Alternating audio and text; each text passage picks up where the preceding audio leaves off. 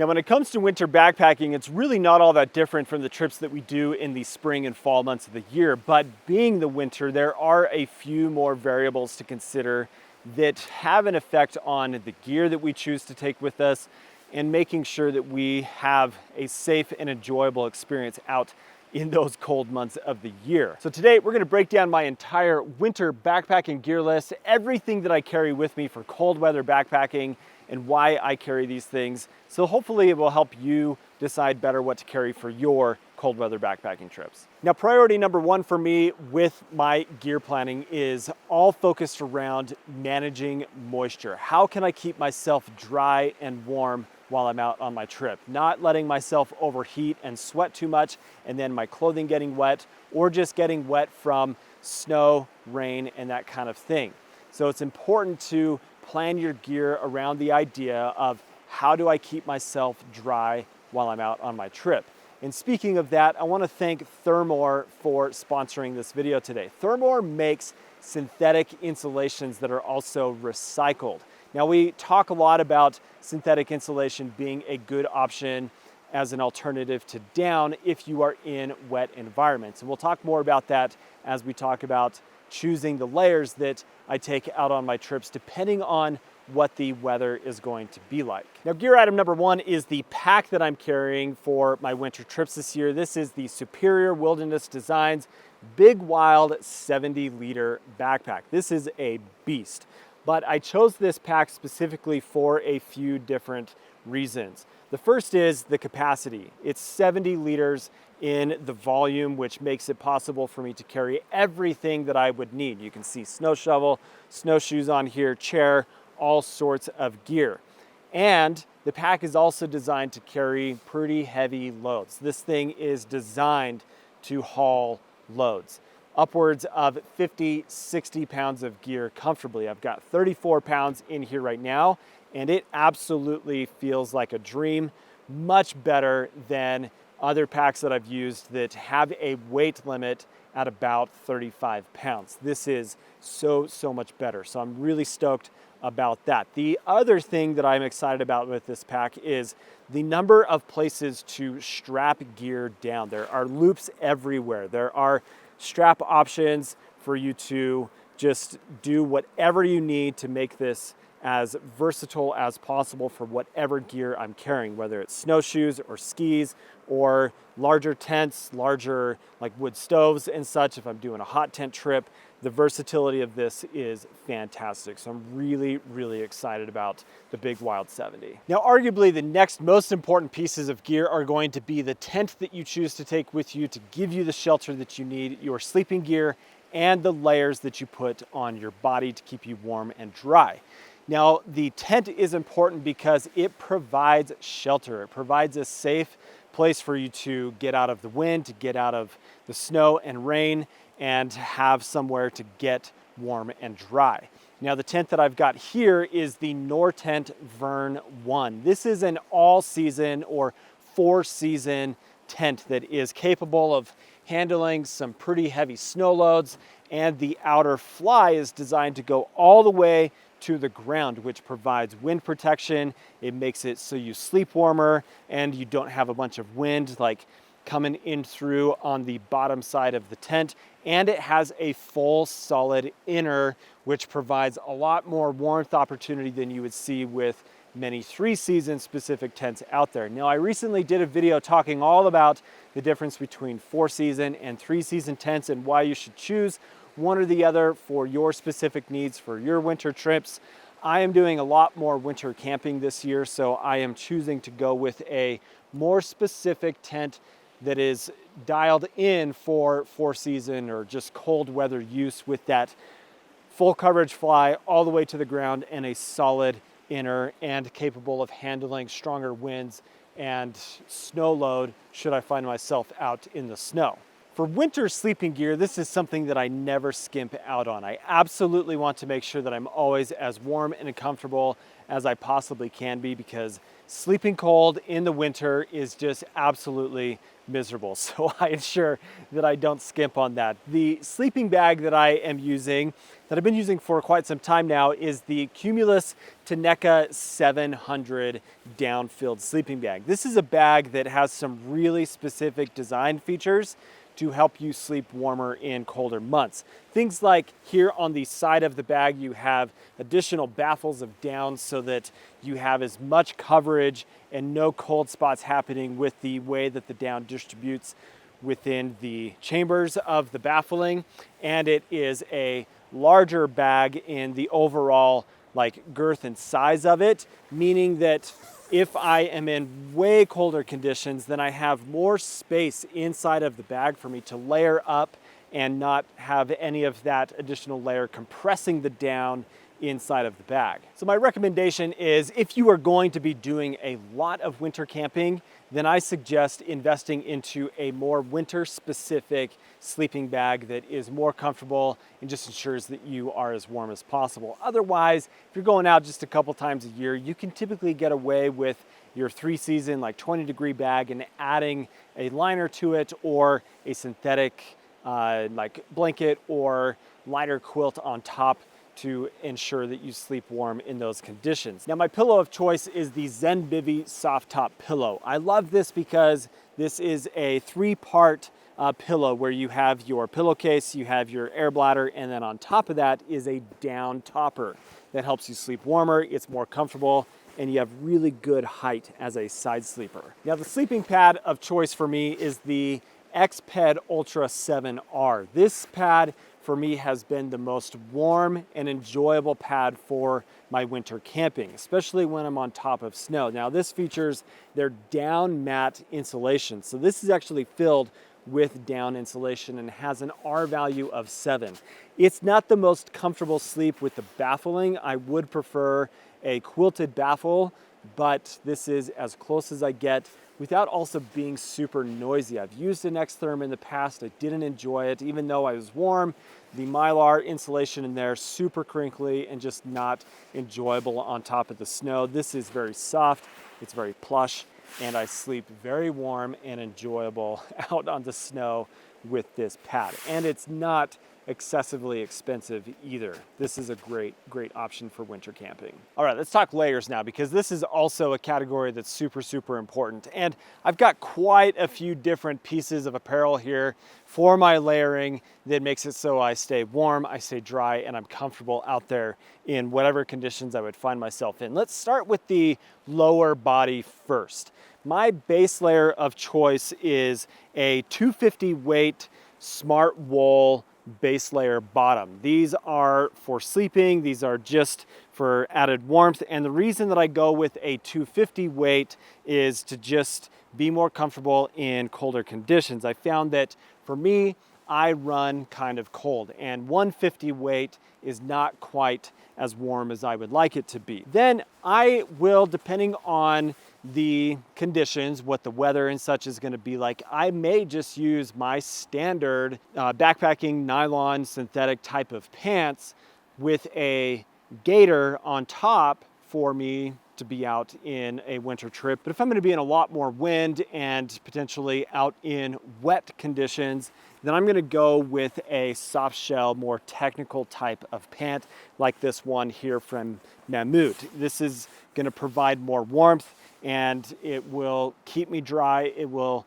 just be a better option in windy conditions because this will break the wind as opposed to letting it come through, and it fits over larger boots as well, where my standard hiking pants may not be viable for that. So speaking of my boots, these are from Keen. These are the Revel polar boots, where you've got a really cool sole that actually has like a fiberglass material on the bottom, so you're not slipping around as much on ice, and they are nice and insulated, provide good stability, and they're good in snowshoes as well. And then I'm using just a thick pair of wool socks from Smart Wool. Then when I want to be more comfortable in camp after I've got everything set up and I'm kind of dried out and such, I like to wear down pants. So these are some down pants from Rockfront, and they provide that added insulation value and the opportunity to just be a bit warmer when I'm sitting around static in camp. Same as you would do with a down or synthetic jacket. And these are a really good value as well, lightweight and just a nice way to be more comfortable. Now for the upper body, this is something that I have a little bit of redundancy in because I want to make sure that if I do get wet or sweaty, then I've got a couple of options. But my base layer top is also a Smart Wool base layer, 250 weight, long sleeve. Doesn't have a hood or anything, because once you add like 4, 5, 6 hoods to your layers, then it's a bit much. But then the mid layer on top of that, I really like this Outdoor Vitals mid layer that has kind of a fleece material on the inside, as well as a little bit of a windbreaker type of nylon shell on the out. And it's not super heavyweight, so I can use this as I'm hiking and such, and it will breathe and not make it so I overheat. And it's a good like active layer in that kind of situation. But then a more insulated mid layer would be the Outdoor Vitals Vario jacket, or in this case, the Ventus hoodie, which is a synthetic filled jacket that is just going to be a bit warmer. And I choose synthetic in a lot of cases because if I get sweaty in it, then it dries faster. It's more reliable in wet conditions than if I have like my down that gets wet. And so I very often do opt for a synthetic jacket over down. But if I do go with down, I really like what I'm wearing here. This is the Decathlon 4-Class MT500. It's a little bit heavier weight, and it is a nice warm down jacket. But a nice synthetic option would be this carbon jacket that is filled with a Thermore loose fill eco down fiber insulation that is a recycled insulation. This is really cool. So what I like about Thermore, who is sponsoring this video today, is they have so many different synthetic insulation types that are used for different types of applications, whether it's in pants and you need something that has stretch in the knee and such, or in a static piece like this that is loose filled, kind of in that 600 fill power range.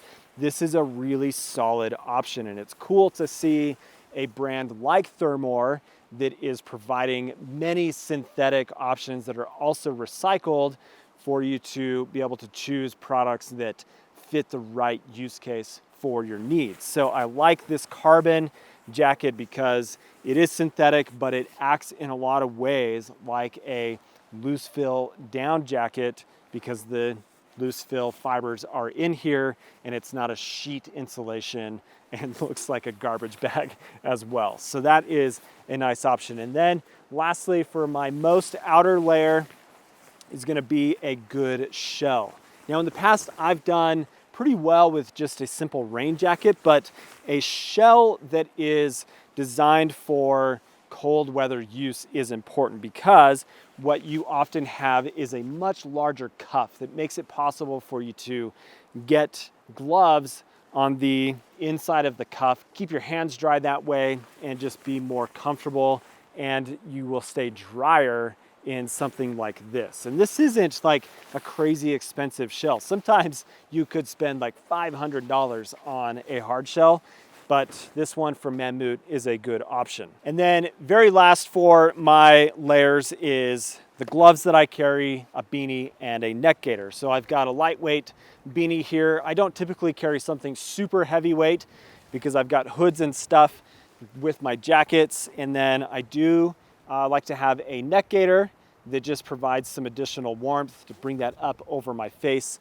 makes it more comfortable. And then I've got a couple different pairs of gloves, a heavier weight insulated pair of gloves, and then a lighter weight pair of gloves. I find that very often these are not getting used, and I am just fine with these, but it's nice to have options because if these get wet, then I've got some redundancy and I'm protected that way. Well, now let's talk about the cooking gear that I like to use for my winter trips. And I bring some more like luxury things typically when I'm out on a winter trip because you're spending more time just sitting around. And so it's nice to have a few extra things that make a difference that way. But the first thing that I really like to have is a chair. And I'll take any kind of chair that I can, but this is the Nemo Moonlight Elite. And what's nice about it is I do have the option of not sinking into the snow because I've got the case for it that acts as a footprint for it to just sit down on the snow. Then the other like luxury thing that I typically take is some kind of table. Now, a new table that I am going to try this year for my winter trips is this Dandelion Buddy table from Fire Maple.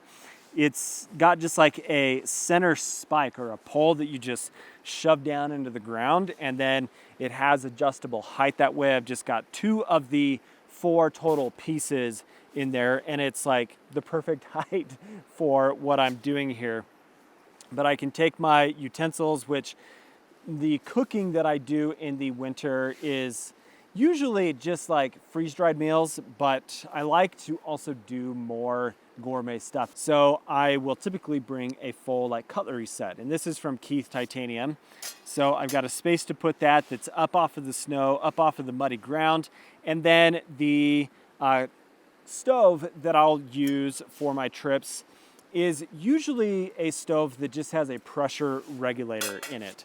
The reason for that is I mentioned earlier that I don't typically have like really crazy cold that I'm dealing with here in Utah. I find that I'm still able to cook and boil water no problem with a stove that has a pressure regulator. So this is the Fire Maple Green Peak 2, which has a pretty wide base at the top for your pot stands, a good sized burner, and then it has a pressure regulator and a piezo igniter, but I still do always carry a backup in the form of a mini Bic. Then either a 100 gram or the larger size canister, and that works just fine for my cooking that I do in the winter. If I was going to be in really, really, really cold conditions where we're like below 0, then I would consider a white gas stove in that case. In the winter, I don't bring a water filter because it's going to freeze, it'll be an issue. So I bring a larger pot like this. This is the Keith Titanium lunch box that is a 1 liter size capacity. It's got a nice lid here on the top, and then a lightweight package for me to just put on the table here, and I've got a good cooking setup that way. Additionally, something I picked up this year that I'm going to do is a little titanium fry pan. So this is from Tokes. I've got the Suluk 46 carbon fiber pot grabbers, which keeps your hands warm because they're not metal. But this is a 2-part kit that I put together. This Tokes fry pan here is titanium, recently released, but it doesn't have a handle on it, which is super nice. And then this is the Tokes titanium plate. So what I'm able to do here is use this as a standard fry pan. I've got my pot grabber here, it goes on top of the stove, and it's just big enough to do a couple of eggs, maybe some pieces of bacon, or whatever I want to cook in here for dinner. I could also do like some hamburger or some brats or whatever, and I've got that option. And I can keep it all nice and warm because this plate will sit right on top. It's the perfect size diameter to create a lid for the fry pan. But then I've also got a really lightweight, simple plate for me to eat out of. And I have something that is not heavy or bulky, and it kind of nests together. So I'm really, really stoked about that. Then additionally, I've got this double wall insulated titanium mug from MSR for hot chocolate, for coffee, and to just have a good hot drink at the end of the day to help warm your body up. Then a couple other things are a little microfiber towel is important, and my water bottles. These water bottles are from Squawk. They are a Nalgene style bottle, but they are slimmer in size, so they fit into the side pockets of a backpack. Really, really nice. So in the winter, I almost always opt for using a bottle like this because I can put hot water in here. Now these Triton plastic bottles, you're not necessarily supposed to put boiling water in, but I can put hot water in here and use it as a way to generate warmth inside of my sleeping bag to have a warmer night of sleep, as opposed to a smart bottle that you don't want to put hot water into because it will melt and then you're kind of SOL at that point. But these are super cool because of their size, and I'm really, really stoked about that. And then my food bag, just my standard food bag that I use for all of my trips to put my goods into. And it's a zipper style bag that is about almost 5 liters in capacity and works out really well for containing all my food for a trip. Now lastly, here is all of the accessory stuff that I carry that just adds some convenience and the ability to like charge stuff, headlamp, you know, all the classic accessory things. We'll start first with satellite communication. Now I do carry my iPhone 16 Pro out with me to communicate because I can use that for satellite, but having a dedicated satellite communicator, in my opinion, is still really important because this will function down to much lower temperatures and be more reliable that way. And this is waterproof, it is much more durable, and it's just a solid option. Then for my other electronics, I've got this Gossamer Gear like Tyvek zippered bag with a few specific items in here. For being able to keep my electronics charged, I have invested into the Nitecore Summit series of battery banks. This is the Summit 10,000 that functions better at cold temperatures, and it actually comes with this neoprene insulated case so that I'm not having the cold just completely drain my batteries, because sometimes you're out in the dark for like 12 hours at a time. Let me pull my sunglasses up here. Then I'll have my headlamp, which is my Nitecore NU 21. Then I've got the Claymore cap-on light, which I really love, and then just other charging cables and such for my phone, headlamp, and satellite device. My first aid kit, standard first aid kit, nothing changes with that.